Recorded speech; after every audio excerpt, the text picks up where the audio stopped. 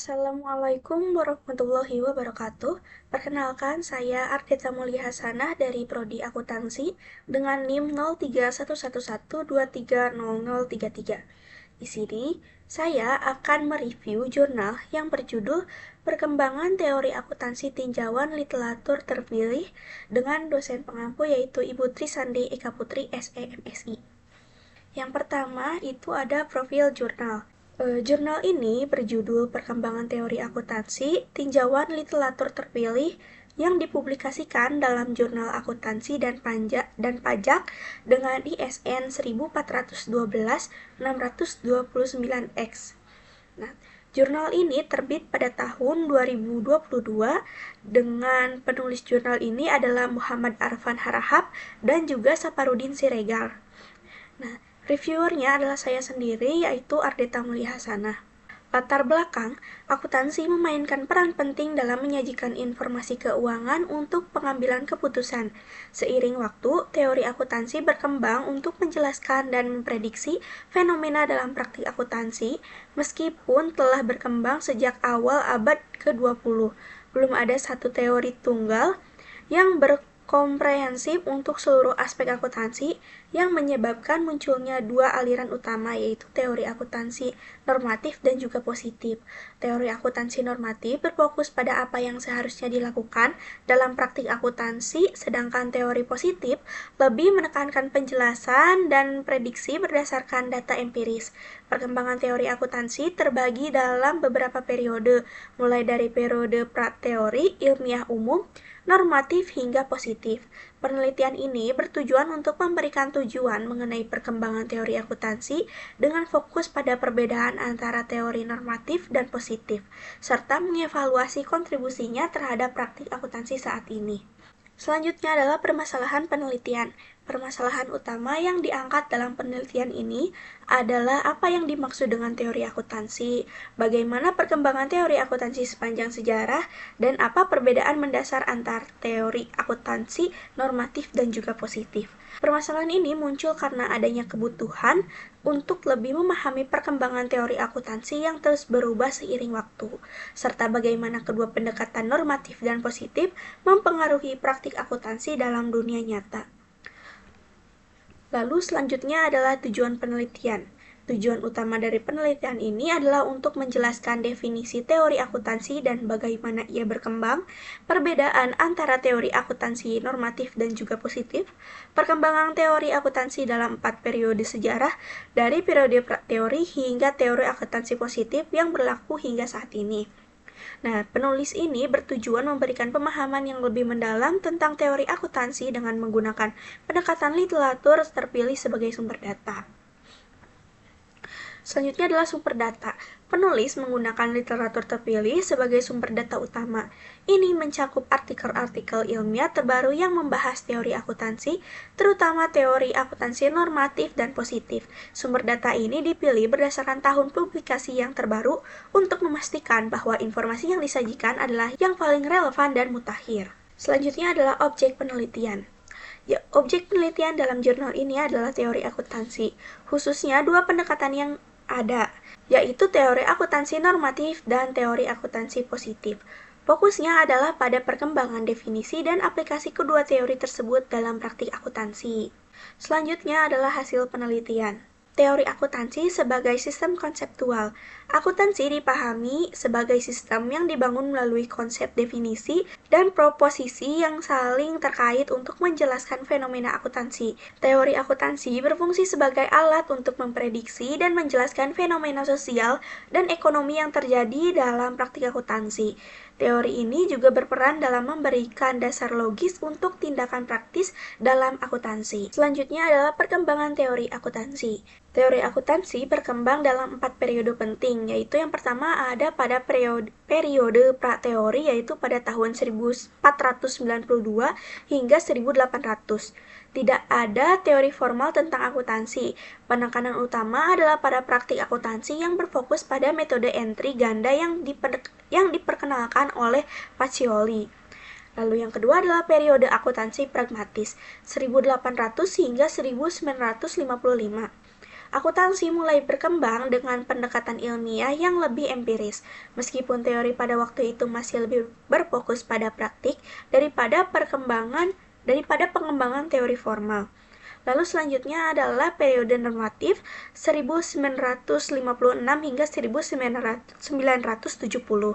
Fokus pada pengembangan norma dan standar dalam akuntansi. Periode ini, teori akuntansi normatif berusaha mengatur bagaimana akuntansi seharusnya dilakukan dengan penekanan pada preskripsi praktik yang ideal.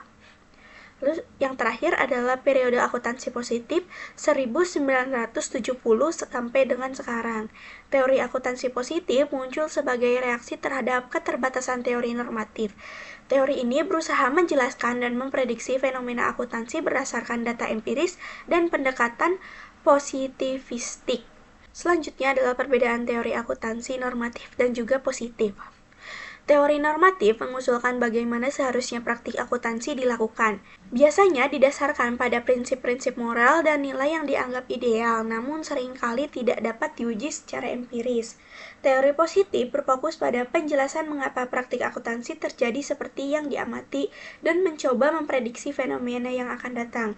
Teori ini didasarkan pada penelitian empiris dan lebih relevan dengan realitas praktik akuntansi saat ini. Selanjutnya adalah kritik terhadap teori akuntansi positif. Meskipun teori akuntansi positif telah memberikan banyak kontribusi dalam memahami praktik akuntansi melalui pendekatan ilmiah, teori ini juga mendapat kritik terutama terkait dengan penerapan prinsip ekonomi yang terbatas dan kecenderungannya untuk mengabaikan faktor sosial dan etika dalam praktik akuntansi. Lalu selanjutnya adalah peran budaya dalam praktik akuntansi. Akuntansi juga dipengaruhi oleh konteks budaya di mana ia diterapkan sebagai contoh.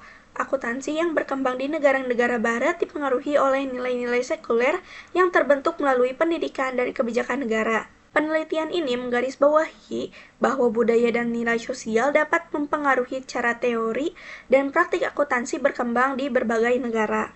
Selanjutnya adalah kelebihan dan kekurangan penelitian.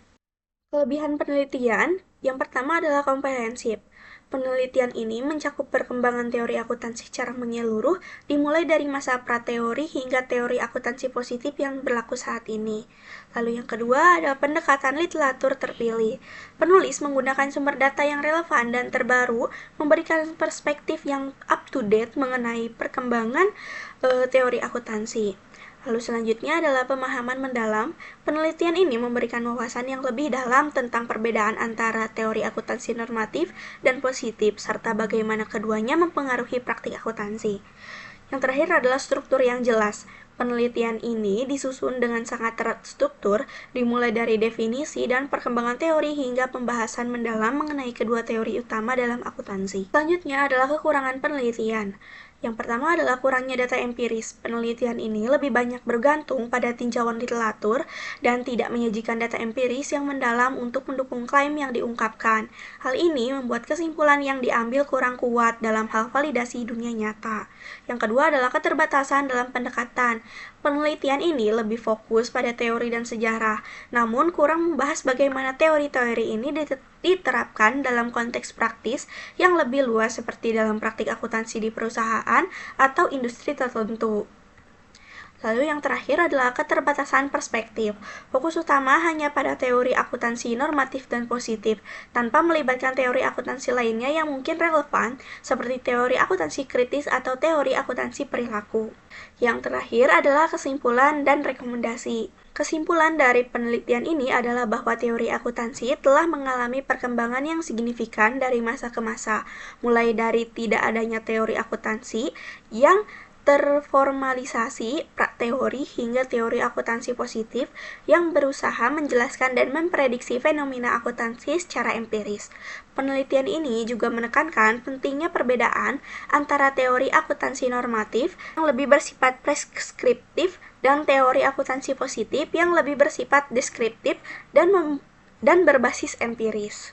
Rekomendasinya yaitu yang pertama adalah perluasan penelitian empiris. Penelitian selanjutnya sebaiknya menggabungkan data empiris yang lebih kuat untuk mendukung klaim tentang penerapan teori akuntansi, sehingga memberikan gambaran yang lebih realistis tentang bagaimana teori-teori ini diterapkan di dunia nyata. Lalu yang kedua adalah pengembangan kerangka teori yang lebih holistik. Penelitian ini lebih fokus pada teori normatif dan positif, sementara teori akuntansi lainnya seperti teori akuntansi kritis dan perilaku dapat dipertimbangkan untuk memberikan perspektif yang lebih lengkap. Lalu yang terakhir adalah penelitian lebih lanjut mengenai dampak teori terhadap praktik akuntansi. Rekomendasi selanjutnya adalah untuk mengeksplorasi dampak teori akuntansi terhadap kebijakan perusahaan, terutama dalam hal pelaporan, keuangan, dan pengungkapan. Sekian dari saya. Wassalamualaikum warahmatullahi wabarakatuh.